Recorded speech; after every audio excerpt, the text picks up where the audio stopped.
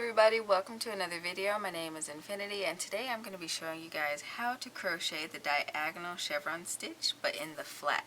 So traditionally the stitch is worked in the round, and one day I was sitting up with it and I'm like, you know what, I want to do a flat blanket project with this stitch. And so I experimented with it a little bit and was able to come up with a pretty decent solution for that problem. So today I'm going to be showing you guys how to do that. This stitch makes a pretty spongy material. It's good for blankets, I think, and sweaters, especially if you can do it in the flat. So without further ado, I'm going to jump right into this tutorial. For this stitch, you're going to want to chain in multiples of 3 and add an additional 1. For my swatch over there, I did a chain of 18 and added 1 for 19. So I have my 19 chains here. And what I'm going to do for the first 2 rows is single crochet. So I am going to single crochet into that second chain from my hook here, and then I'm going to work single crochets into each stitch along until the end of my row.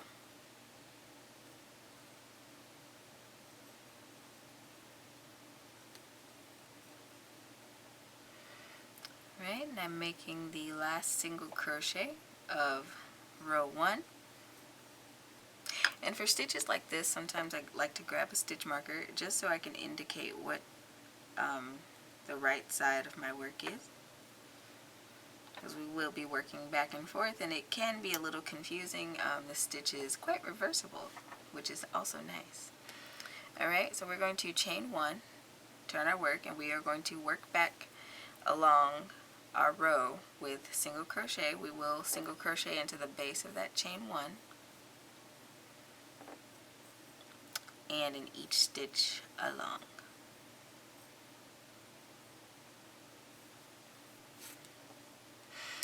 Alright, now we're at the end of row 2, so now I'm going to chain 1 and turn my work.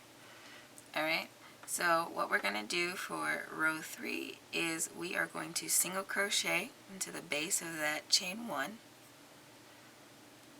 We're going to single crochet into the next single crochet.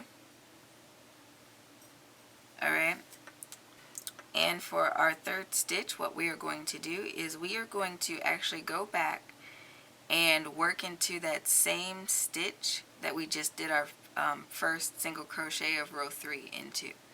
So we're just taking our needle or our hook back, inserting it into that very same stitch, yarning over, pulling up a loop, bringing it to the front like that. Alright, and then we are going to come down. We are going to look at that second single crochet that we made for the row, and instead of working into that stitch, we are going to come down and work into the stitch below it. Yarn over, pull up a loop, bring it forward. Now you have 3 loops on your hook, and you're just going to yarn over and pull through all 3. Okay, and it should look something like this. We are also going to want to make sure that we are skipping that third stitch and working into the next one. So we are going to work into that next stitch, or we're going to skip that stitch that's immediately after that second single crochet of our row. So right here, and we're going to work into that next stitch with a single crochet.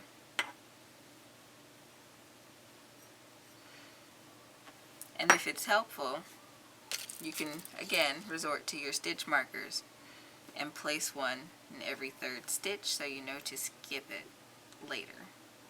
Alright, so that was one single crochet. We're going to make another single crochet in the next stitch. Alright, and we're going to do what we did back here again. So we are going to insert our hook into the same stitch that we worked that first single crochet, yarn over, pull up a loop. Then we are going to look at this second single crochet that we made. We are going to go 1 row below it, insert our hook, yarn over, pull up a loop. You have 3 loops on your hook, and you can yarn over and pull through all 3.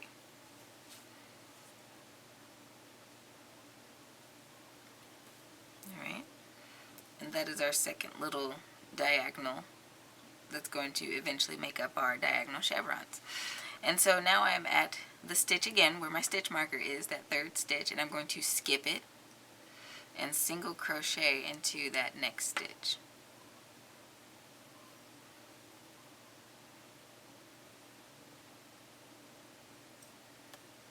Alright, now we're going to single crochet into the next stitch.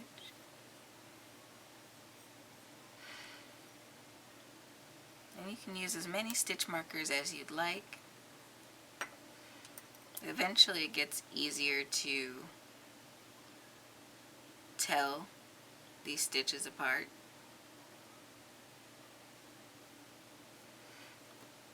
Alright. So again, we're going to work back into that first single crochet, yarn over, pull up a loop.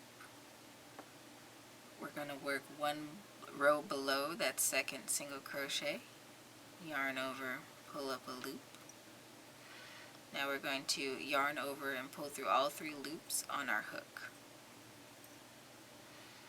Alright, we're going to do this all the way across our row till we reach the end, and I'll tell you what to do there.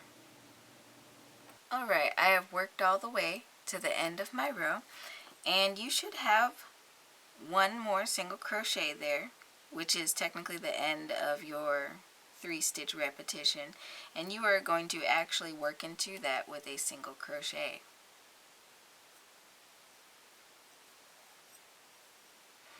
Alright, and this is what row 3 looks like. Now this pattern is a 1-row repeat, so I'm going to chain 1, turn my work, and we are going to do exactly what we did for row 3 on row 4. So we are going to insert our hook into the base of that chain 1, create a single crochet into that next single crochet. Alright, and then we are going to insert our hook into that same stitch that we created our first single crochet into, yarn over, pull up a loop, and here we are going to have to look just a little bit harder to find that next row down. And you're going to insert your hook right about there, yarn over, pull up a loop. You have 3 loops on your hook. You're going to yarn over and pull through all 3. Alright, and now we can skip this 3rd stitch and work into the 4th one with a single crochet. Exactly what we did for row 3. There's 1, 2,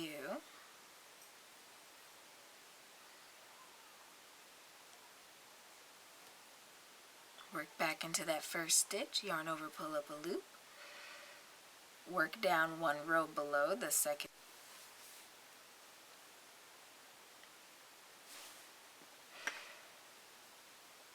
yarn over, carefully pull that loop through. You have 3 loops on your hook now, and yarn over and pull through all 3. And we're going to continue this all the way across.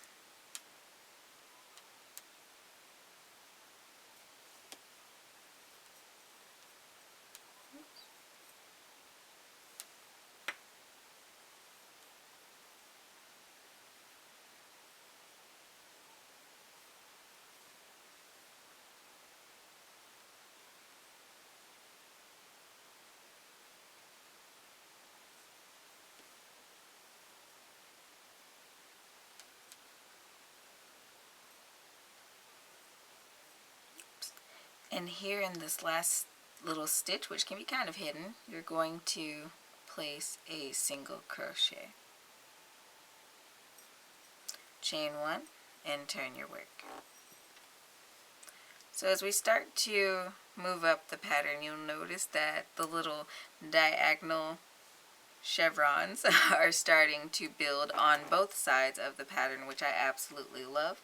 And if you continue to work it, you will end up with a project that looks similar to this, or a sample that works up similar to this.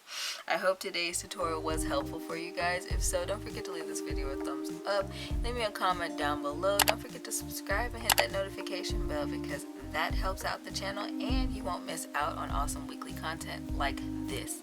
Also, don't forget to check out my other social media. I'm on pretty much everything except for Snapchat and TikTok. Those are all linked down in the description box below. And until next time, guys, happy making.